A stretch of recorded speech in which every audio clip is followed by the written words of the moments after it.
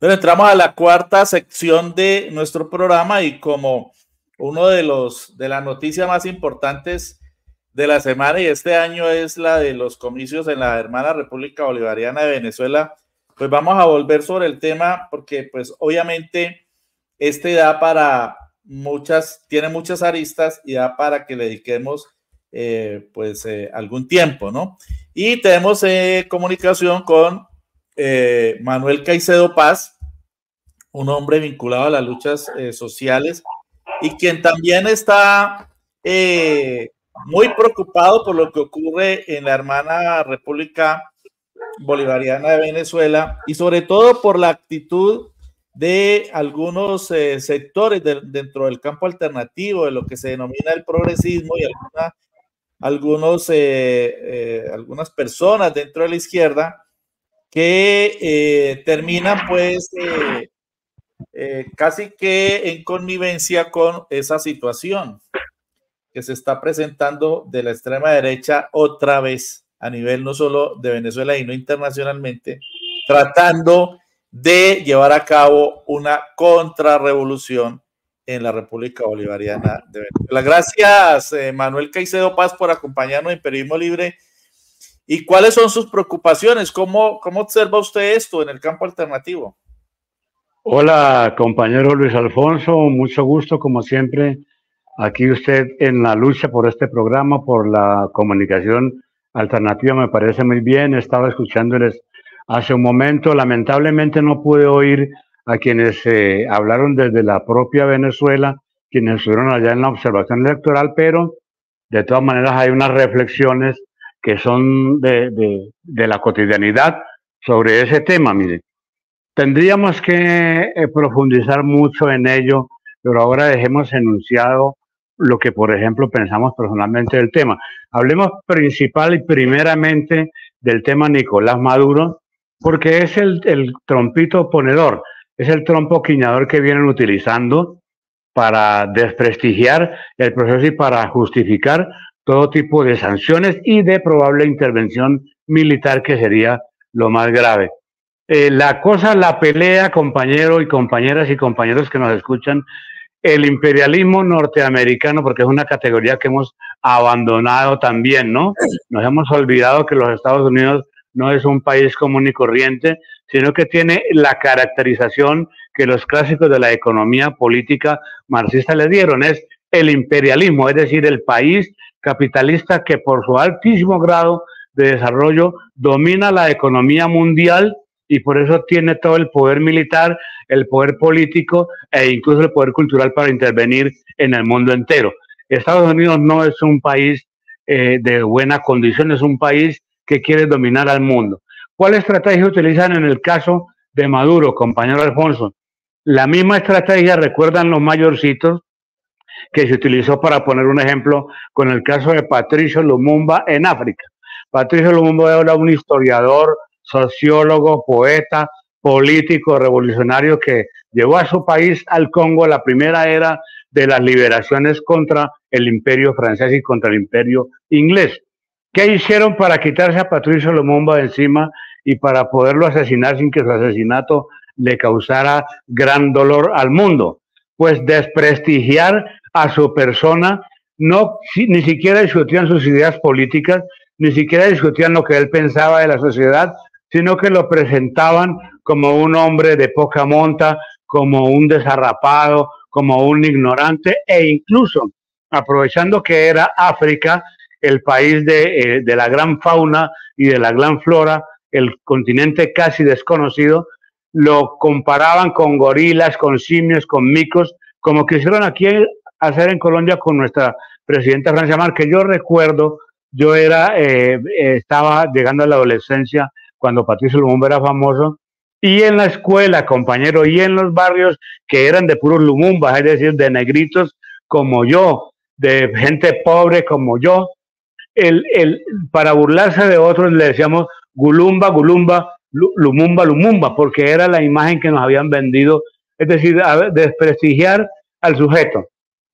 La gente creía que Lumumba era un gorila por allá perdido y no sabían que era un libertario, un hombre pensador, un hombre filósofo y todo lo demás. Con Maduro, guardadas las proporciones, tratan y han logrado hacer más o menos lo mismo. ¿Cuál es la principal cosa que le dicen a Maduro, compañeros? Que es un bruto, que es un tonto, que era un camionero. Y con eso ni siquiera tienen que discutir lo que él propone sobre la sociedad, lo que está haciendo sobre su país, lo que está hablando de política, no. Quieren es desacreditarlo. Entonces, esa es la primera gran preocupación, compañeros. Cuando Estados Unidos iba a invadir a Irak, compañero, empezaron también una labor semejante con Saddam Hussein, que no era una perita en dulce, pero que era un estadista. También se burlaban de él, lo mostraban haciendo cosas ridículas, lo mostraban haciendo cosas feas en la cotidianidad. Y después, cuando él decía, antes de la invasión, voy a discutir, estoy dispuesto a un debate con el presidente de Bush de los Estados Unidos, la respuesta era, el presidente no debate con terroristas, porque ya habían fabricado previamente la imagen de que él era eso.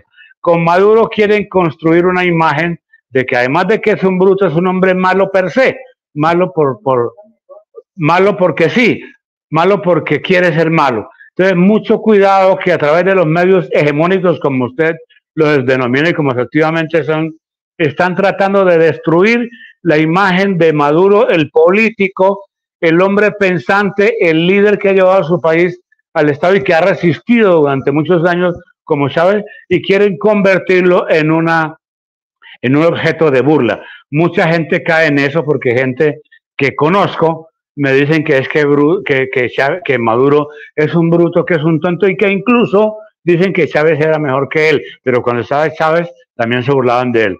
Primera cosa, compañero. Lo segundo es lo que usted ha mencionado. Estamos en un momento de quiebre en la política. Todo el mundo hace 20 años, la gente democrática, la gente progresista, cuando el compañero Lula se lanzó a la presidencia del Brasil y vimos la posibilidad de ganar, todo el mundo en el continente, usted también se movilizó en favor de Lula porque era un compañero obrero que había sido de las formaciones de izquierda, venía de la Central de Trabajadores. Y hasta ahí todo bien. Lula ganó y empezó un programa que todos saludamos, que era sacar a la gente de la pobreza, como lo estaba haciendo Petro en Colombia. La diferencia, compañero, es que Lula nunca atacó factores estructurales en el Brasil. Maduro sí está atacando factores estructurales como Petro quiere hacer en Colombia. Quieren cambiar la faz de la economía, quieren que el Estado intervenga más. Y digo lo de Lula porque es que Lula, en ese estado de un liberalismo social, que es en donde él se encuentra, ahora no entiende lo que quiere hacer el compañero Maduro. Lula ha dicho tranquilamente que es que uno cuando pierde las elecciones se va, pero el asunto no es tan fácil porque es que en Venezuela las están perdiendo desde hace 25 años y no se van. Siguen diciendo que van ganado. El tercer elemento es que esto que están haciendo ahorita, compañero, ya estaba prefabricado. Usted sabe que ese señor Edmundo y esa señora Corina, que tienen un pasado que los califica de terroristas, ¿no? Ahorita vamos a ver eso. Ellos estaban diciendo, vamos a las elecciones, pero vamos a ganar el 70%. Eso no lo dicen en ninguna parte del mundo hoy, en las sociedades polarizadas. El 70% de la gente va a ganar, va a votar por nosotros. Si perdemos es porque nos robaron. Lo estaban diciendo de antemano, creando las condiciones, pues, para que desconocieran el resultado que ya sabían que iba a ser.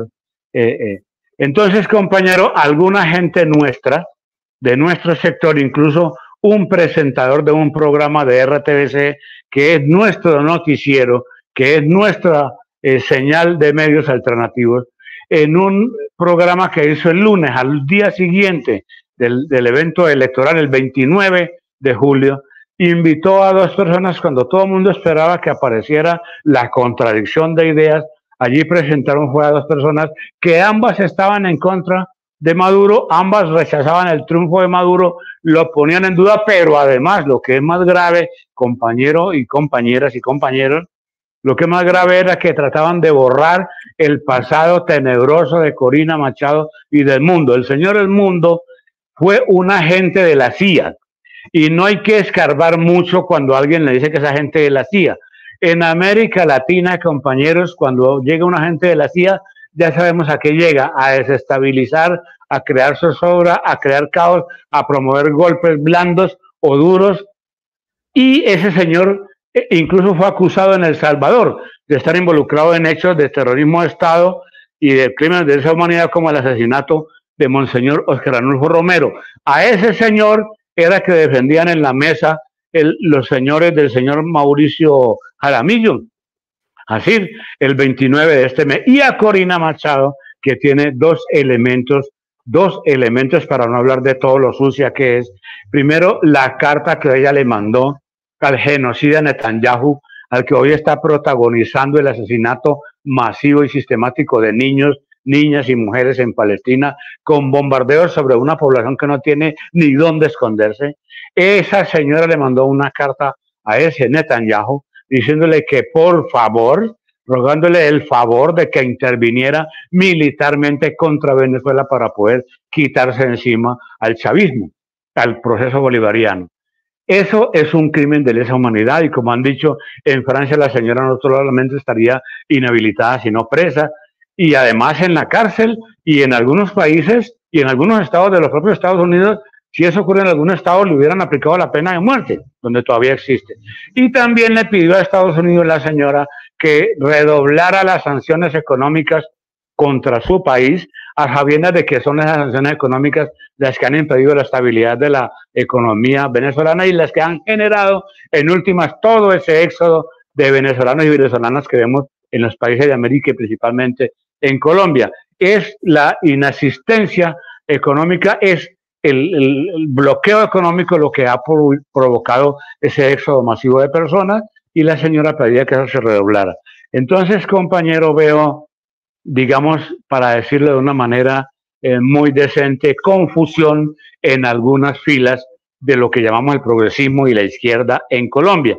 No se dan cuenta que lo mismo que está pasando hoy en Venezuela, es decir, el desconocimiento de los resultados electorales por encima de toda evidencia, en contra de toda evidencia, ya el Tribunal Supremo de Justicia dijo que iba a abocar la investigación, ya el Tribunal Electoral en Venezuela dio los resultados oficiales, mostró la imposibilidad de alterar esas actas de votación y mostró sobre todo lo espurio y mentiroso de unas actas que anda exprimiendo por ahí la señora Corina Machado.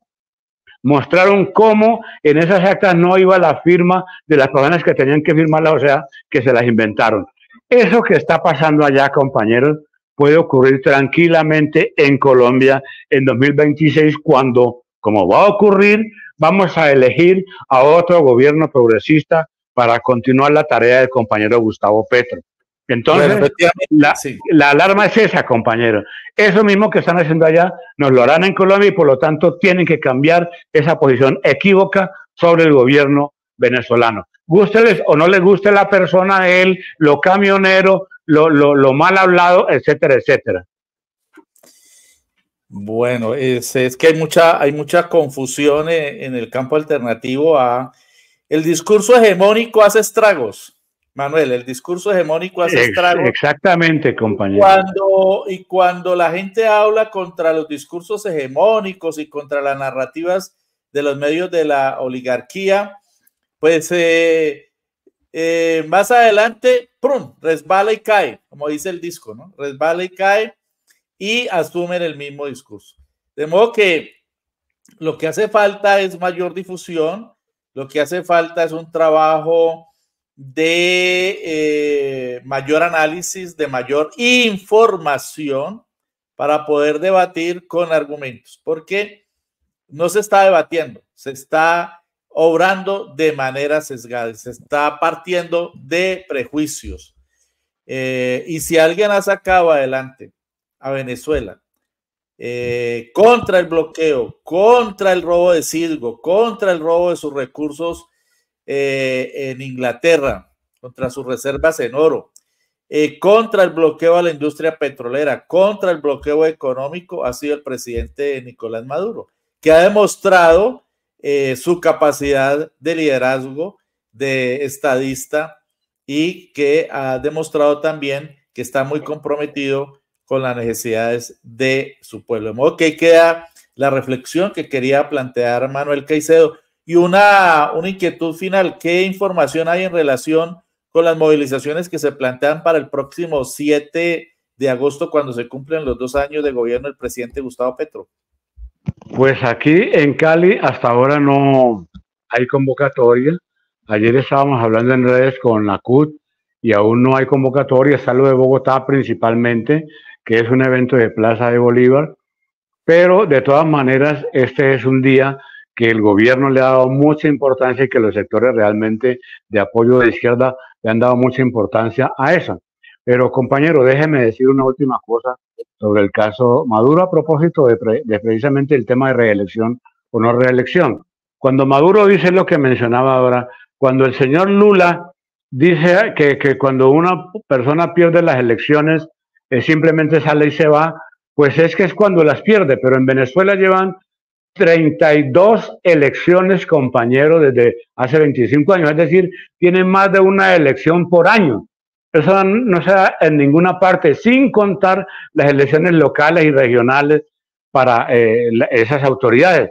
Lo que quieren entonces algunos no es solamente que hagamos elecciones, sino que las perdamos automáticamente, que las perdamos porque sí. Y quiero recordarle a Lula y a quienes a veces le creen, porque dicen cosas aquí, que por culpa de esa tendencia de creer que la democracia es la obligatoria, oiga bien, la obligatoria alternación en el poder, esa no es la democracia. La democracia es que usted pueda estar en el poder todo el tiempo que quiera, siempre que lo haga por métodos civilizados, por métodos democráticos y dando garantías a todo opositor y opositora que quiera. Por culpa de esa tendencia de decir, no, nosotros estamos 4 años y nos vamos y que venga el enemigo, fue que ocurrió el caso Bolsonaro, que es una vergüenza para la humanidad. Eso es lo que nos ha permitido el bruto de Nicolás Maduro, ¿no? Ahí termino, compañero. Bueno, por acá Viviana Salcedo. A ver, nos plantea una reflexión. El Consejo Nacional Electoral es la entidad legal para las elecciones y hace una reflexión sobre lo que ocurrió en Colombia. Sí, es una comparación, ¿no? Muchos miran hacia afuera, pero no miran hacia lo que ocurrió aquí porque hay un doble discurso, Un doble rasero. Allá, aquí quieren equiparar, aquí los medios de comunicación de las élites señalaron de terroristas y de vándalos a los jóvenes que protestaban de las primeras líneas. Jóvenes que nunca atacaron centros de salud, ni hospitales, ni escuelas. Que no tenían un arma. Ni liceos. No, ni centros de abasto, de almacenamiento de alimentos. Nunca atacaron esos espacios públicos al servicio de la sociedad. En Venezuela sí los han atacado, por órdenes de la extrema derecha golpista que quiere desconocer los resultados de la elección del presidente Nicolás Maduro. Entonces hay un doble rasero.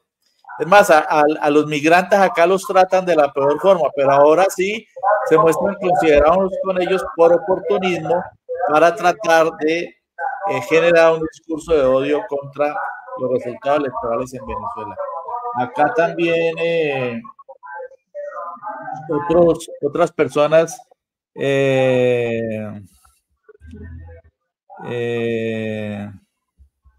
bueno, acá nos plantean algunas inquietudes. Dice por acá Arsenio, interesante reflexión del compañero Manuel que nos lleva a interrogarnos la visión hegemónica que nos transmiten los medios tradicionales, ¿sí? Es lo que estamos planteando, un doble rasero, y como también muchos que dicen que enfrentan el discurso hegemónico caen redonditos en determinados asuntos. Compañero, una advertencia. De querer estudiar y de sopesar lo que realmente está ocurriendo. Una advertencia además, ¿no? Para la sociedad democrática, para los sectores realmente civilistas, no solo de Colombia, sino de Venezuela y de todo el continente. El pueblo venezolano, que tiene un altísimo nivel de organización y una altísima trayectoria de lucha, aprendió la experiencia de las guarimbas de hace 6 años, de hace 4 años, cuando la autoproclamación del autoproclamado títere Guaidó. En ese momento, las guarimbas, que fueron actos terroristas de la extrema derecha, pero no hecho por ellos, sino por los tontos a quienes les pagan, en ese momento pudieron hacer de las suyas, Ahorita el pueblo desde el primer día salió a la calle a enfrentarlos. Esta vez no les va a quedar fácil querer hacer lo que hicieron vez pasada, porque el pueblo organizado va a resistir en el mismo terreno en que se lo planteen, que no jueguen con fuego, porque allá no están como los jóvenes aquí. Si los jóvenes aquí en el 19, en el 20 hubieran tenido una sola arma, el resultado no habría sido 86 jóvenes muertos contra 0 atacantes muertos. Ese no hubiera sido el resultado. Entonces, que no jueguen con candela, porque el pueblo va a saber defender su revolución. Pero muchas gracias, Manuel Caicedo Paz, por esta reflexión. A usted, compañero. Un anuncio, compañero. Como lo hablamos con usted bajo cuerda, ¿no? Podemos decir así, sin que nos tilden de nada. Bajo cuerda, pues, nuestras cámaras. Vamos a organizar un simposio, compañero, no sabemos de qué nivel todavía, cómo nos salga, sobre Venezuela. Vamos a hacer un intercambio de ideas, un debate por todo lo alto, es decir, para que no haya solo el señalamiento, sino que pongamos sobre el tapete. Bueno, me dicen que sobre el tapete ya es de la antigüedad, por allá egipcia, babilónica, ¿no? Vamos a poner sobre la mesa los elementos de discusión y de debate sobre la democracia venezolana y sobre la democracia colombiana, y además vamos a hacer un acto de reconocimiento al gobierno de Venezuela. Eso lo haremos prontamente, lo anunciamos de una vez, ¿oyó? Bueno, es una propuesta de hacer un foro para debatir, eso no es ningún misterio, para debatir sobre la verdad de lo que ocurre en la República Bolivariana de Venezuela. Es una necesidad que se debata con altura, con argumentos, con datos, como corresponde a un análisis serio, a un análisis objetivo. Y eso no es los primeros invitados son los parlamentarios del Pacto Histórico. Sobre la mesa. Es un debate sobre la mesa. Entre otras cosas, a los congresistas del Pacto Histórico se les ha notado mucho silencio sobre este caso. Mucho silencio. Claro que está que en algunos casos es mejor que de calle, ¿no? El único que he visto asumió una posición muy, muy interesante y muy consecuente. Gabriel. Que brinda a entender el fenómeno y lo que está ocurriendo realmente en Venezuela es Gabriel Becerra. Invito a leer el trino de Gabriel Becerra. En una próxima emisión procuraremos tenerlo aquí en Periodismo Libre. Bueno, Manuel, muchas gracias por acompañarnos en esta emisión. Muchas gracias. Bueno, y no quiero dejar pasar esta emisión que estaba en parte dedicada a lo que ocurre en Venezuela para dar a conocer dos videos que me parecen sumamente interesantes.